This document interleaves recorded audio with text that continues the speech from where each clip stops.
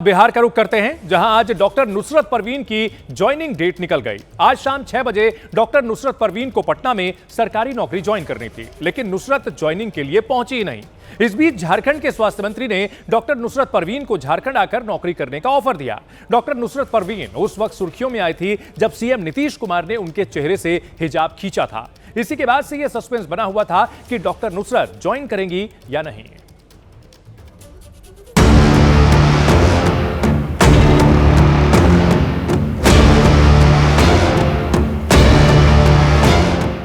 सुबह से दोपहर हुई, दोपहर से शाम हुई और फिर रात भी घिर आई,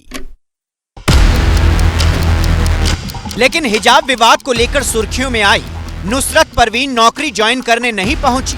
ज्वाइनिंग की तारीख निकल गई, समय निकल गया। डॉक्टर नुसरत को आज पटना में सरकारी नौकरी ज्वाइन करनी थी, लेकिन ऐसा हो ना सका। मालूम है लास्ट डेट आज है 20 तारीख को। अब उनके ज्वाइन करने पर तो हम कोई कमेंट नहीं करेंगे, लेकिन 2 बजे तक उन्होंने ज्वाइन नहीं किया है। तो सर अगर आज डेट निकल जाता तो फिर क्या आगे हो सकती है ज्वाइनिंग? ये तो विभाग डिसीजन लेगा। अगर उन्होंने एक्सटेंड किया डेट तो हो सकता है।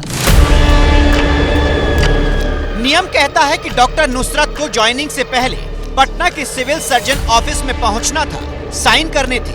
यहाँ कैंडिडेट का मेडिकल होता, उन्हें सरकारी नौकरी ज्वाइन करने का लेटर दिया जाता, उसके बाद जिस अस्पताल में ज्वाइनिंग होनी है होती, लेकिन सब इंतजार ही करते रहे। डॉक्टर नुसरत आई ही नहीं।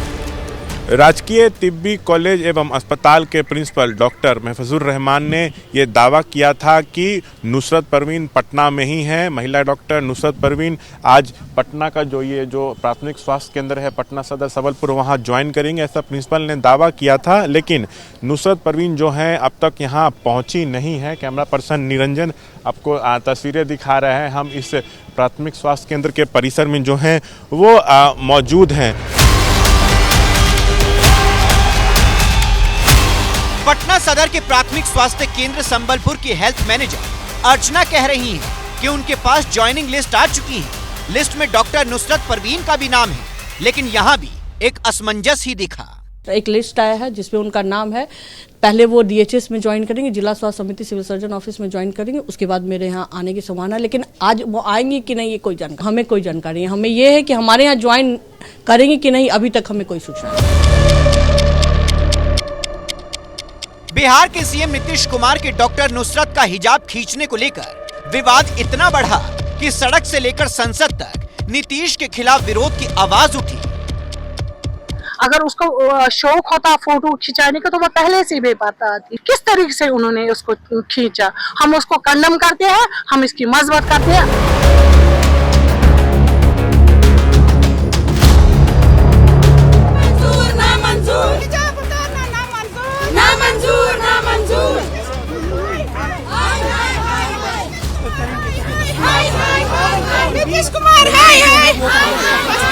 आपको अपॉलॉजी मांगनी होगी। आप महिलाओं के हितैषी माने जाते हैं। आप अब आज जो है उन लंपटों के गुरु बने हुए हैं जो रास्ते चलते हुए महिलाओं के दुपट्टे नकाब खींचते फिरते हैं। नीतीश कुमार ने इसको हिजाब उतारा है सरेआम, तो हम आप इसके साथ है। ये जो हिजाब है ये हमारी इस्लाम की शान है, ये हमारी पहचान है। बीजेपी और जेडीयू को भी समझ नहीं आया कि मामले को संभाले कैसे। आजादी के बाद सबसे ज्यादा महिलाओं ने मतदान किसको किया? नीतीश कुमार जी को किया। और नीतीश कुमार जी के बारे में इस ढंग की टिप्पणी किया जाना यह बिल्कुल बेमानी है। वैसे लोगों को मैं साफ तौर पर कहना चाहता हूं, अरे नीतीश कुमार जी को तो मुफ्ती मोहम्मद सईद पुरस्कार मिला है, world book of records London में नाम दर्ज हुआ है। डॉक्टर नुसरत ने पटना में आज नौकरी ज्वाइन नहीं की, लेकिन नुसरत को पड़ोसी राज्य झारखंड ने बड़ा ऑफर दे दिया है। झारखंड के स्वास्थ्य मंत्री इरफान अंसारी ने एक्स पोस्ट करते हुए लिखा, महिला चिकित्सक डॉक्टर नुसरत परवीन को झारखंड में सरकारी नौकरी का ऑफर दिया है। नुसरत अगर झारखंड में नौकरी करती है तो उन्हें 3 लाख रुपए वेतन और मनचाही पोस्टिंग का लाभ दिया जाएगा। उन्हें सरकारी फ्लैट और सुरक्षा भी दी जाएगी। बिहार की सियासत में गरमाए इस विवाद की शुरुआत सोमवार को हुई थी, जब पटना में नीतीश कुमार अपने मंत्रियों एवं उप मुख्यमंत्री सम्राट चौधरी के साथ आयुष डॉक्टरों को नियुक्ति पत्र बांट रहे थे। उस दौरान नीतीश ने महिला डॉक्टर नुसरत परवीन का हिजाब खींच दिया, जिसके बाद सियासी पारा गरमा गया था। उसी वक्त से नुसरत न कैमरे पर आ रही थी और न ही किसी से बात कर रही थी। ज्वाइनिंग को लेकर भी आखिरी सेकंड तक सस्पेंस बना रहा, जिसको लेकर विपक्ष भी नीतीश सरकार पर सवाल दागता रहा। भाई अगर बीमार है तो ये इस तरह के कार्यक्रम में भाग नहीं लेना चाहिए उनको।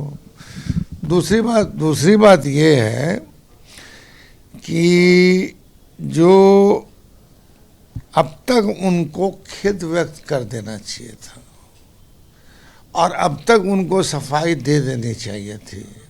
मेरी बहन नुसरत परवीन से मेरी गुजारिश है कि वो बिहार सरकार में जो उनका चयन हुआ है उन्हें जल्द से जल्द अपनी नौकरी को ज्वाइन करना चाहिए और जितनी भी ये सारी कंट्रोवर्सी चल रही है उसको समाप्त करना चाहिए। देखिए, नुसरत परवीन पढ़ी लिखी बहन है और मुझे पूरा उम्मीद है और हम सब पूरे बिहार के लोग गुजारिश कर रहे हैं कि आप आइए और आकर के आप ज्वाइन कीजिए। आप पढ़ी लिखी हैं, आपका चयन हुआ है। दानिश इकबाल तो यहाँ तक कह रही हैं कि सरकारी नौकरियों में हिजाब पर बैन लगना चाहिए। कुरान में कहीं नहीं लिखा है कि काले कपड़े पहनकर पूरे चेहरे को ढक लीजिए, लेकिन क्या ये संभव है? इस पर कानून क्या कहता है, समझिए। भारतीय संविधान के आर्टिकल 25(1) में कहा गया है कि हर किसी को अपने धर्म को मानने का अधिकार है। उसके हिसाब से कपड़े पहनने और उसका प्रचार करने का अधिकार है। किसी भी सरकारी संस्थान में हिजाब को लेकर ऐसा कोई भी नियम नहीं है। सभी धर्मों के लोग अपनी परंपरा के हिसाब से कपड़े पहन सकते हैं और उन्हें ऐसा करने से रोका नहीं जा सकता। बिहार में डॉक्टर नुसरत की ज्वाइनिंग की तारीख और समय दोनों निकल गए हैं। अब सवाल है कि डॉक्टर नुसरत परवीन का अगला कदम क्या होगा?